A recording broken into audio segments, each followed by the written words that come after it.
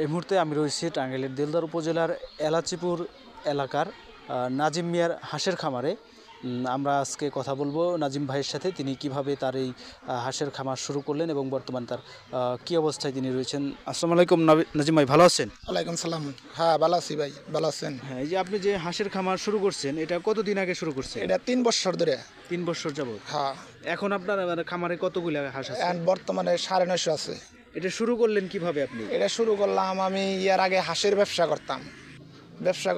ব্যবসার পরে শেষে আমি গেলাম বিদেশ, বিদেশ যে লাভবান হইতে পারিনি।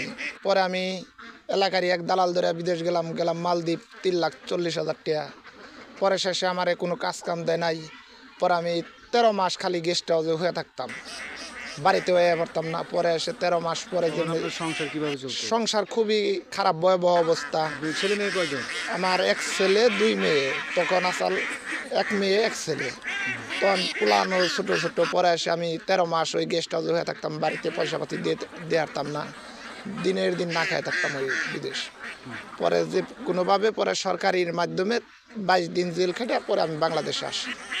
বাংলাদেশে আসার পরে এখন আমি তো খুব হতাশ, অনেক টাকা ঋণগ্রস্ত।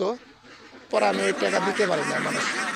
পরে ব্যাকেরে আমি করলাম যে ভাই, হ্যাঁ টাকা দেয় সবাই আসতো। পরে শেষে করলাম ভাই টাকা দিব, এখন আমারে একটু সুযোগ দাও।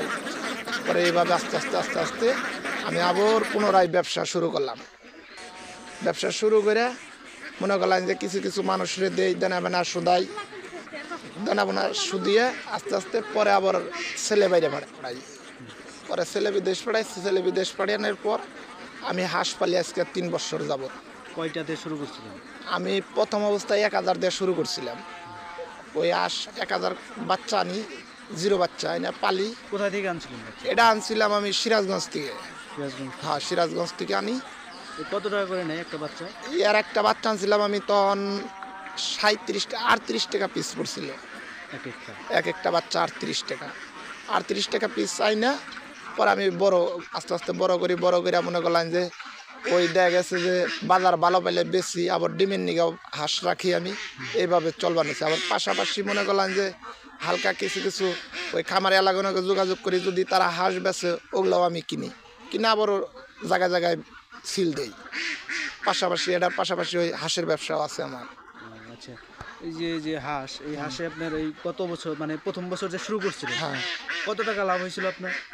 প্রথম বেচে আমার ওইটা ডিম পাড়াইছিলাম না, প্রথম বেচে আমার 1000 বাচ্চায় মনে করলাম যে সব খরচাপাতি বাদ দিয়ে 1,35,000 টাকা লাভ হয়েছিল। 1,35,000। এরপরের বছর ডিম করছিলেন? হ্যাঁ, ডিমের হাঁস কিনছিলাম আমি, বাচ্চায় ডিমের হাঁস বানাইছিলাম। পরে ডিমের হাঁস বানাইছিলাম আমার নিজের ভুলের কারণে, মনে করলাম যে 1500 ডেকি হাঁস আর 500 ডিমের হাঁস মারা গেছে। হ্যাঁ, মারা গেছিল। ওই বছর কি আপনার লস হয়েছিল? ওই বছর অনেকটা লস হয়েছিল আমার। পরে আবার পুনরায় খুব একটা বিপদে পড়ে গেলাম। পরে আবার বাচ্চা উঠাইলাম 2200 একবারে। 2200 দিয়ে আল্লাহর রহমতে মনে করলাম যে তখন আমি আবার লাভবান হইলাম। আস্তে মনে করলাম যে পালার তালে আছি আমি। কিভাবে পালেন একটু বলেন তো? আমি প্রথম অবস্থায় বাচ্চা না মনে করলাম যে কিভাবে পালেন? বাচ্চাগুলো পালে আমি খের দিয়ে মনে করলাম যে বাচ্চা বোর্ডিং করে তারপরে ওই চকে আস্তে মনে করলাম যে যখন 15 দিন 18 দিন বয়স হয় তখন আস্তে চক মই নিয়ে যাই। ওই চকে খাওয়াই, চকে সারাদিন খাওয়াইয়া সন্ধ্যা বিকালবেলায় এই খামারে নিয়ে আসি। খামারে নিয়ে ওই দেখা গেছে 10-15 কেজি 20 কেজি দান দেই, ওয়াতেই হয়ে যায়। খুবই সীমিত মনে করলাম যে খরচা।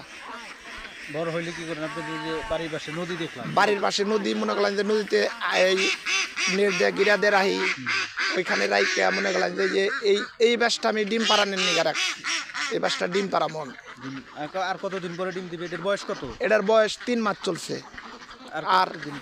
আর মনে করলাম যে খুব যদি যায় জোর জুলুম 40 দিন গেলে ডিম দিব। 40-45 দিন এরম হলে ডিম আইয়া পড়বো। হ্যাঁ, ডিম শুরু করবো। যে হাঁস যে পালতেছেন, কোনো ধরনের অসুবিধা হয় না? রোগ বালাই খুব কম হয়।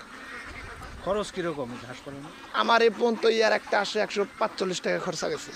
তাতে কি মানে মুরগির থেকে কি খরচ কম না? মুরগির চেয়ে খুবই কম। মনে করলাম যে 145 টাকা খরচা গেছে। এই আর একটা হাঁস বাজারে উঠাইলে 500 টাকা 450 টাকা বিক্রি করা যায়। আপনি এটাই বিক্রি করেন কিভাবে, পাইকারি না খুচরা? পাইকারি, আমি পাইকারিও বেশি, খুচরাও বেশি। আর ডিম কিভাবে বিক্রি করেন? ডিম পাইকারি দিয়ে দিই। এখান থেকে নিয়ে যায়? হ্যাঁ, এখান থেকে নিয়ে যায়। আচ্ছা, এই যে আপনি যে হাঁস পালন করতেছেন একজন উদ্যোক্তা, আচ্ছা সরকারিভাবে কোনো কি সহযোগিতা না, পাইছেন? আমি সরকারিভাবে কোনো সহযোগিতা পাই নাই। সরকারিভাবে যদি সহযোগিতা পাইতাম তাহলে আমি আরো লাভবান হইতাম, আরো খামারটা বড় করতাম। কোনোভাবে আমি কোনো সরকারের সহযোগিতা পাই নাই। যা যা করতেছেন নিজে নিজে? নিজে নিজেই, হ্যাঁ, আমি সব যা যা করতেছি নিজে নিজেই।